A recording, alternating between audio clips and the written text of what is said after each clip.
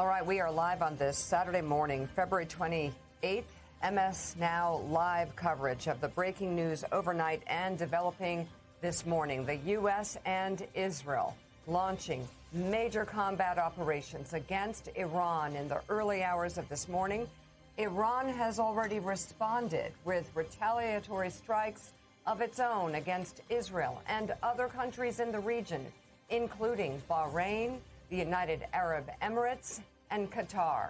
In a social media post confirming the U.S. attacks, President Trump called for the overthrow of Iran's government and urged the Iranian people to rise up. Finally, to the great, proud people of Iran, I say tonight that the hour of your freedom is at hand. Stay sheltered. Don't leave your home. It's very dangerous outside. Bombs will be dropping everywhere. When we are finished, take over your government. It will be yours to take. This will be probably your only chance for generations. Snap your W-2 and file your taxes 100% free. Plus, get your biggest refund. Roughly 37% of filers qualify. Simple Form 1040 returns only. No schedules except. Over the past week, Willie, David Ignatius and I have been talking to the negotiators U.S. negotiators or people around the negotiators who had a very positive view of progress that was being made. In my conversation with the president yesterday afternoon, though, he said the next 2 weeks will be very interesting and suggested that he needed to do something that no other president had been able to do since 1979. That's get rid of Iran's terror regime.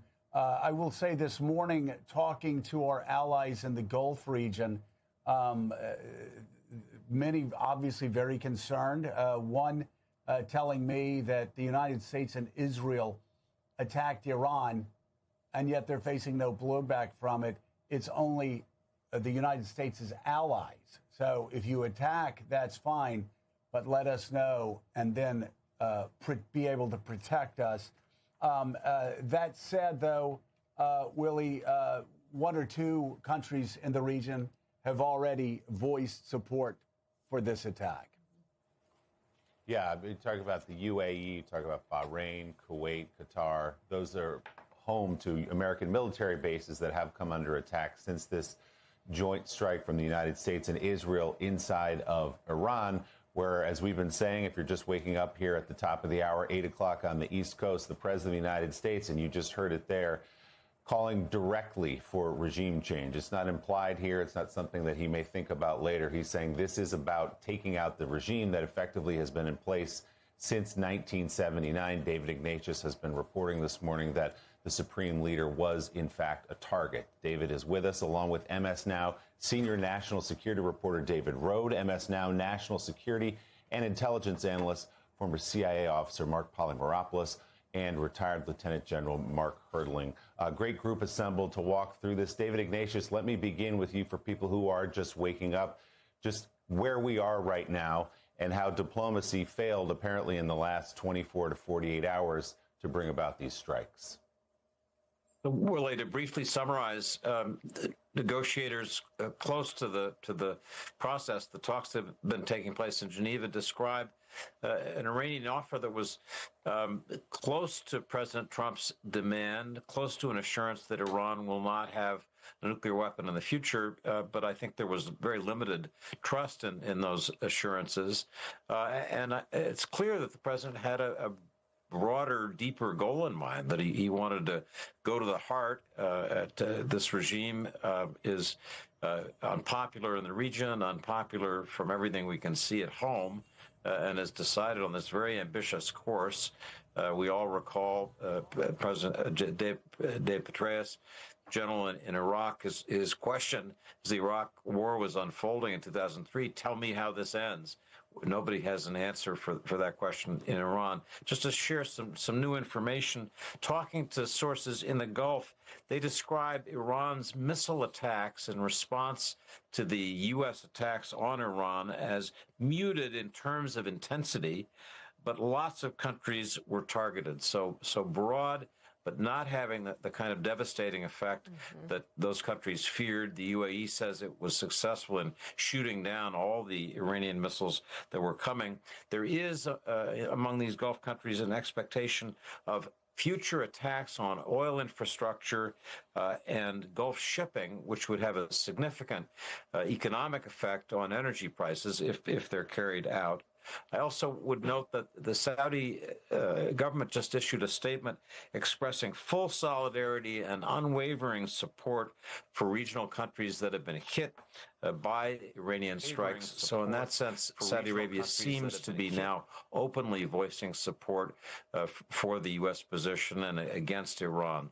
So those are a few new developments, but on the really big questions, Willie and Joe, we just don't have any answers yet. Right. So, you know, earlier in our coverage here, we were talking with Richard Haass. This, of course, is, if you're just joining us, a major strike on Iran, a surprise attack, a joint operation with Israel. And Richard Haass was questioning the immediate threat that Iran was posing right now, calling this a war of choice. And Iran, by the way, immediately responding with missiles off in multiple directions. And I'm thinking of your reporting, your conversations with people close to the negotiations and even the president himself, focusing a lot on the history, on the past 47 years, rather than a strategy or an immediate threat right now, indicating, do you think, a long-term strategy here? I circle back to what David Ignatius heard about somebody suggesting that it is a Viking-like strategy where you attack and then pull back and negotiate. This is something we discussed earlier in the week on Morning Joe, that it seemed after reporting from the New York Times that the president was going to follow up in Cuba the same way that he followed up in Venezuela, where you have a strong force off the Venezuelan coast, you negotiate, you strike, you pull back, and then the negotiations, you see what happens with the negotiations. They ended up, in the words of the president yesterday to me, which I found to be very insightful in trying to figure out how he's thinking of this. The president said, we got 2 people out of Venezuela, and now we have a chance to make it work for the United States and the region, suggesting the same thing could happen with Cuba. And I believe this must be the president's strategy with Iran. I don't see tens of thousands of boots on the ground. I don't see this being another Iraq. It seems that the president has fixed himself on a strategy, again, as David Ignatius said, a Viking-like strategy where you strike, you pull back, you negotiate, you threaten another strike. I don't know whether that's going to happen, but it certainly seemed from my talks with the president yesterday, he was not interested in the niceties of the nuclear negotiations or the missile negotiations. He declared that the Iranian leaders were bad people who had killed Americans over the decades, and that the regime needed to be taken out. He didn't use those exact words, but Mika, after I discussed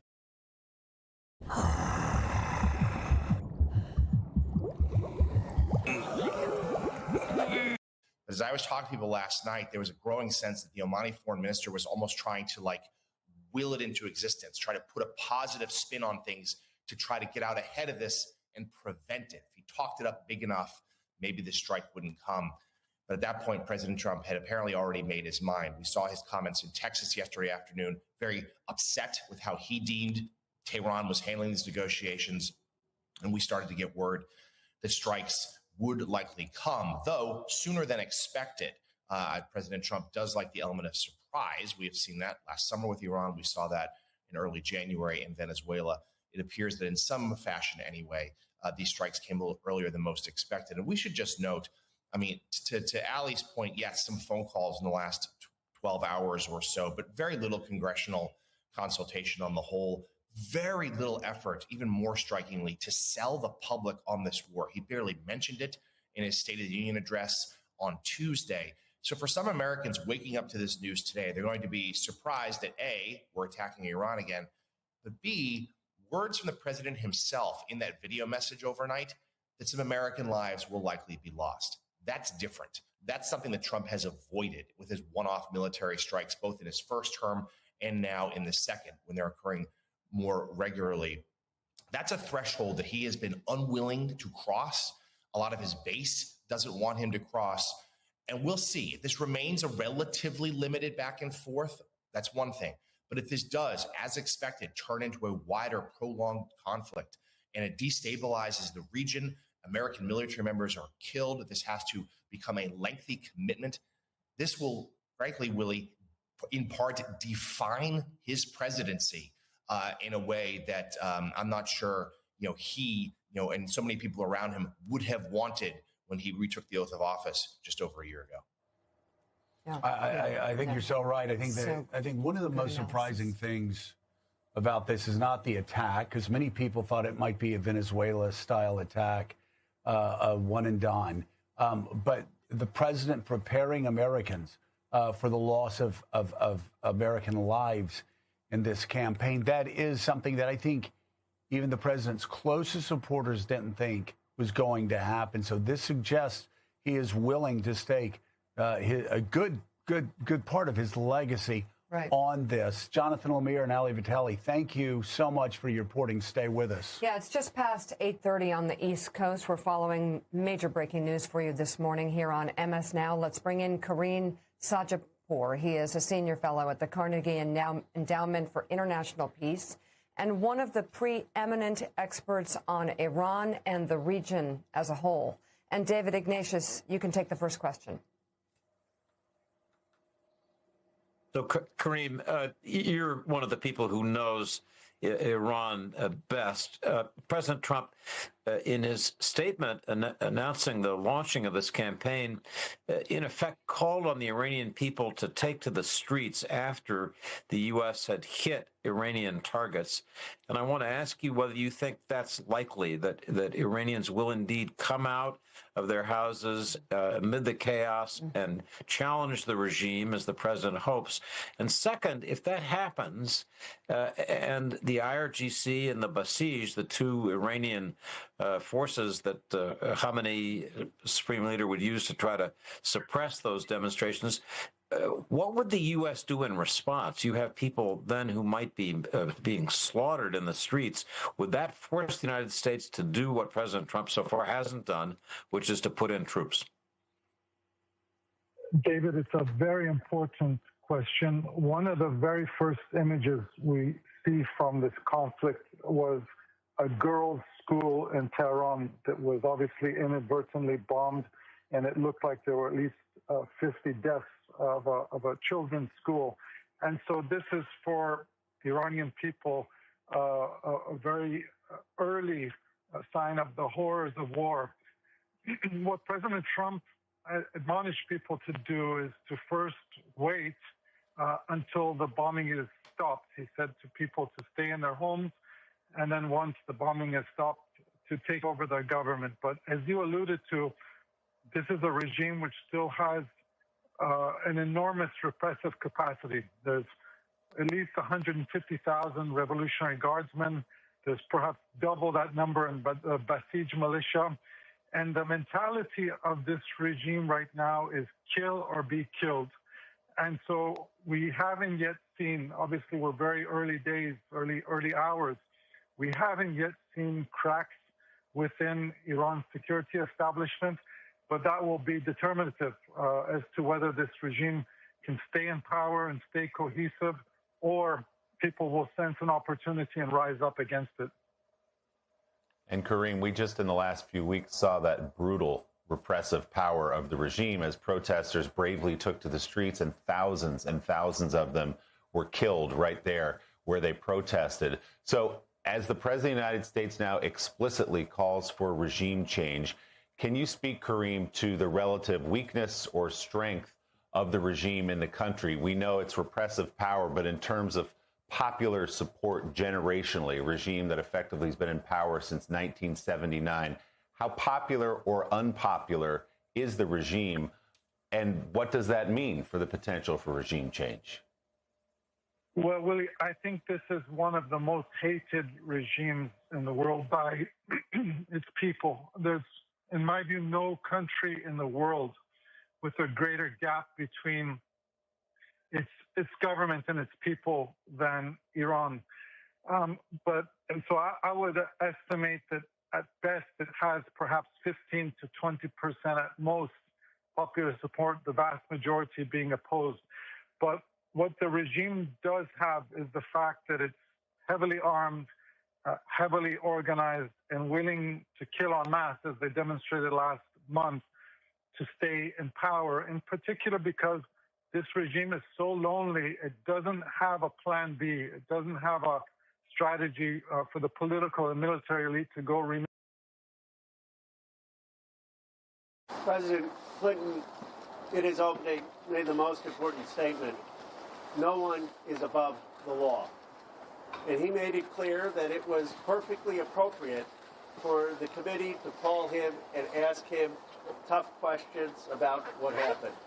He also made it clear that it was totally inappropriate for this committee to call Secretary Clinton. That's why personally I didn't even show up yesterday. I thought it was outrageous the way they treated Secretary Clinton. She has nothing to do with that. It's this. But President Clinton answered the questions.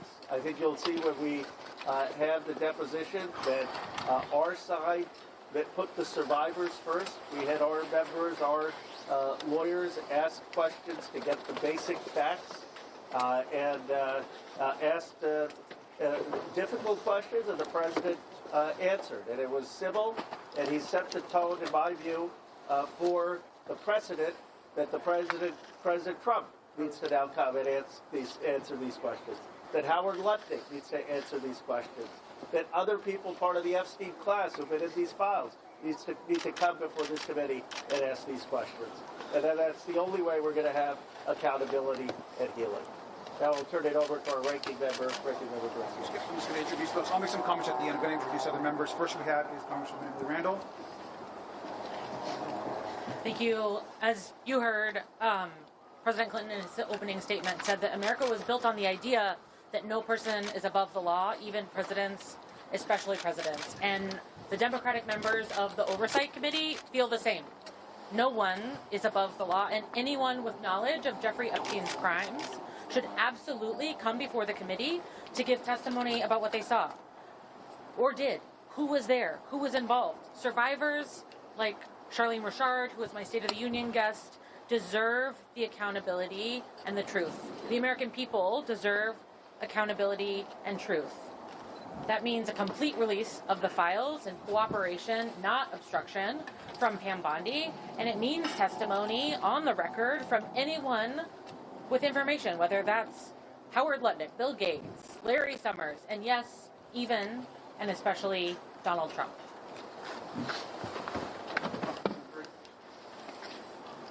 All right. Well, good afternoon, everyone. I am Congresswoman Melanie Stansbury, and I am deeply proud to represent New Mexico's 1st Congressional District, where our state has taken action where the federal government has failed. We have reopened an investigation through our state attorney general into the crimes committed by Jeffrey Epstein and his associates in New Mexico, as well as passed the first state-level truth commission in this case ever passed in the history of the United States. We will be working very closely to make sure that the state is able to make a full accounting of the crimes in New Mexico. With regards to today's deposition, I want to be clear at the outset that President Clinton, as of today, has not been accused of a crime.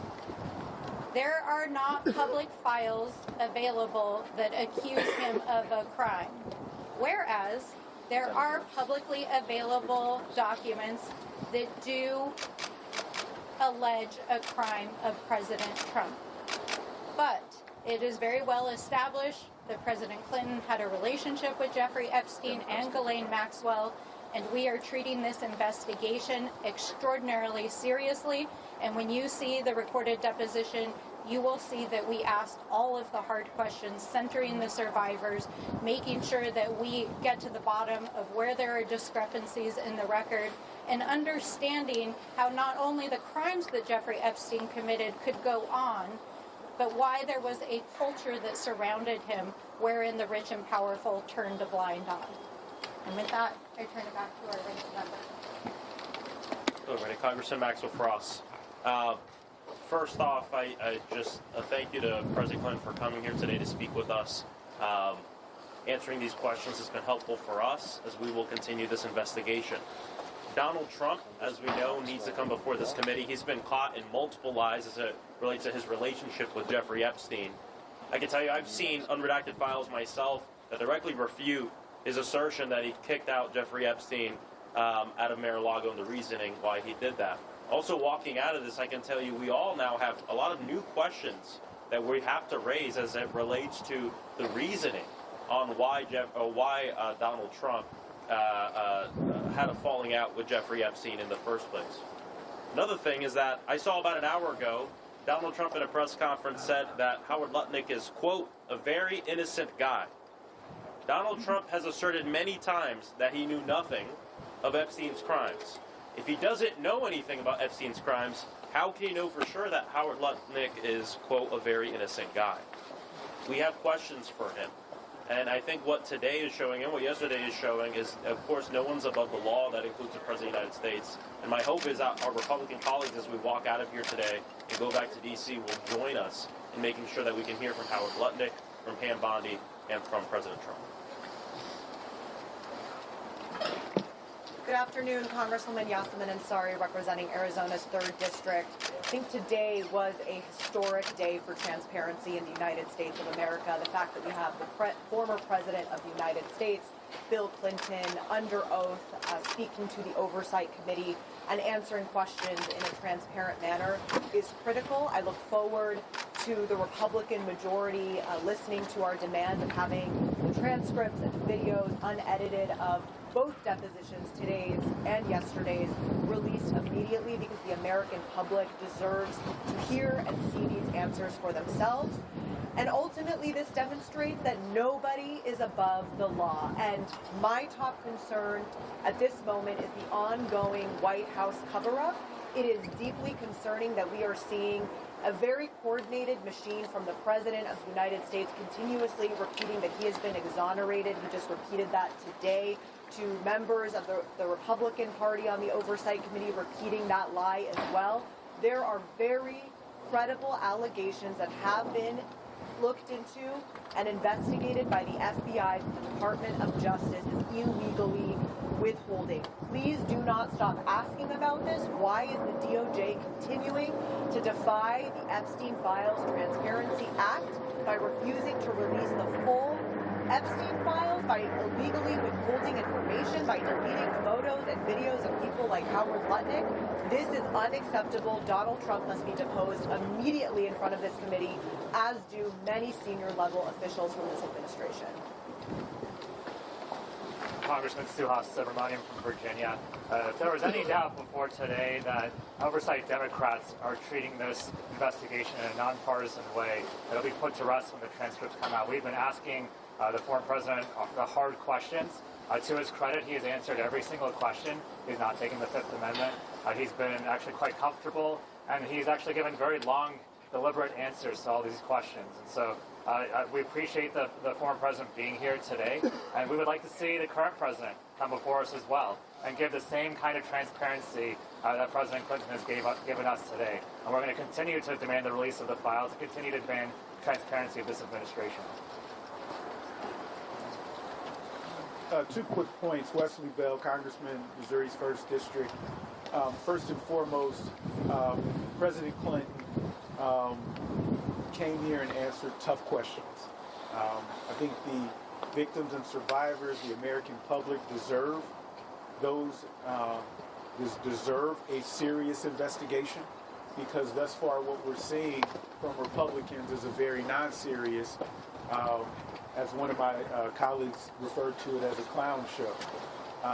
And having led serious investigations, I can't disagree when we hear members from the other side coming into a deposition with conclusions, get no evidence to support those conclusions, and then announce to the world that these conclusions must be true. That is unprofessional, it's unethical, and at the end of the day, what we're trying to do is get to the bottom of what actually happened so that we can help hold any offenders accountable. Democrats are doing that. The president and former First Lady have done that, and now it's time for President Trump to do the exact same thing. Under oath, not when you can just make statements randomly on X or Truth Social, but We're Phoenix Energy, a family-owned oil company focused on unleashing American oil from North Dakota and Montana. Bahrain has confirmed there have been attacks inside its territory.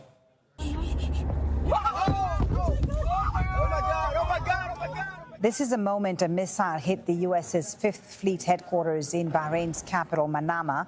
Bahrain's National Communications Center has confirmed other attacks targeting sites and facilities within its borders and has condemned those attacks. Let's bring in Rory Challens in Amman, Jordan, for more on what's been happening in the region and the reaction, Rory. Yeah, well, certainly for people here in Amman, in the capital of Jordan, it was... This is Democracy Now!, democracynow.org, the War and Peace Report, as we turn to a horrifying story out of Buffalo, New York. It has sent shockwaves through the community where a disabled Rohingya refugee from Burma, also known as Myanmar, was found dead 5 days after he was abandoned by Border Patrol agents about 5 miles from his home. 56-year-old Nurul Amin Shah Alam was mostly blind, spoke no English, in the country legally. His family told reporters no one at the Department of Homeland Security warned them or his lawyers that he'd been released from jail last Thursday and dropped off alone outside a closed coffee shop on a cold winter night. He wandered around in orange booties issued by the Erie County Holding Center for days before Buffalo police found his dead body on Tuesday. Buffalo Mayor Sean Ryan excoriated CBP at a press conference Thursday. I issued an order a few weeks ago saying the Buffalo Police Department will not interact or help the Department of Homeland Security in their civil immigration enforcement actions. The incident that we're talking about makes it so, of course we shouldn't, because the Department of Homeland Security, Border Patrol, and ICE, they don't know what they're doing. And it's been demonstrated. A Border Patrol agent picked up this man from the holding center custody, drove him to an ICE facility, and the ICE facility said, we don't want this guy. And then the Border Patrol officers had no protocol of what to do with a disabled man who doesn't speak English, who is confused and lost. And you know what they did? They dropped him at a closed coffee shop. That's why we do not cooperate with ICE, Homeland Security, and Border Patrol. That's the Buffalo mayor, as congressional leaders and others across New York demand answers. Calls for an investigation into the Border Patrol are growing louder. For more, we're joined from Buffalo by J. Dale Shoemaker, a reporter for Investigative Post who's been closely following this story and attended Nurul Amin Shah Alam's funeral yesterday. Thank you so much for being with us. Can you explain how this happened? His family did not know that Customs and Border Patrol had left him in the cold at night, and he died there? Yeah, so the key issue here seems to be a miscommunication on whose part we're still trying to figure out as to which immigration agency was going to take custody of Mr. Shah Alam after he was released from the holding center. His attorneys believed it was ICE who was going to take custody of him, and so they were waiting for him at the local ICE detention center the next day to get him out. His attorneys had confirmed, in fact, that ICE did not want custody of him. ICE's attorneys said, you know, we don't want this guy. In fact, it was Border Patrol who the Erie County Sheriff's Office called. They took him, in their system, saw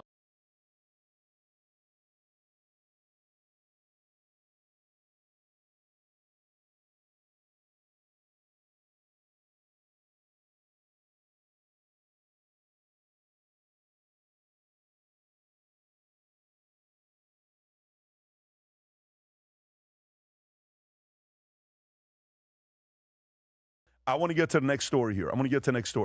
Next story I want to get to, which is kind of weird. We've all been following this story very closely because it's tragic when you hear siblings sitting there and all of a sudden their mother is missing. At how old is she? 84 years old? Yeah. What? Yeah. And this incident happens, and then the more and more and more you keep seeing stuff, the link, the when it happened, when the announcement was made. Apparently, the people that have their mother is now asking for, did you say, Rob, $6 million in Bitcoin is what they're asking for? And then there's a we're willing to pay, we're willing to do this, we're willing to do that. Rob, which clip is this? This is Savannah Guthrie talking about paying the ransom. Okay, go for it, Rob. Go ahead.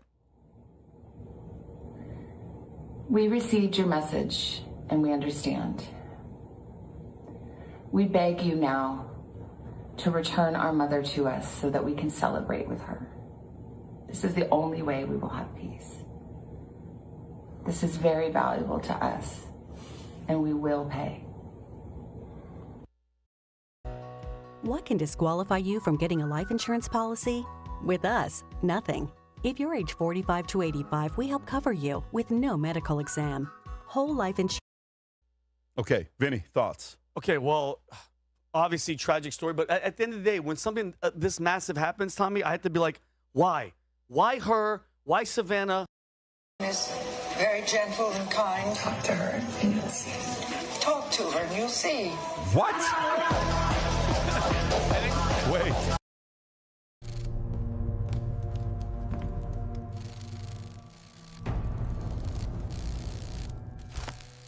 January 31st, 2026. Tucson, Arizona, 9:48 p.m. An 84-year-old woman is dropped off outside her home by her son-in-law. She walks up the driveway. The garage door closes behind her. And from that moment forward, the questions begin. Not just about who took Nancy Guthrie, but about the timeline of what followed, the footage that wasn't supposed to exist, the audio that has never been released, the family dynamics that have struck observers as unusual, and the investigative decision. We want to go right back to NBC's chief international correspondent, Keir Simmons, joining us from Dubai. And here it does seem like this regional war that you spoke about a short time ago is beginning to take shape. Yeah, I mean, I'm not sure whether we would describe it at the level of war quite yet, but certainly what the wire transfer request form, the 655-gallon sulfuric acid with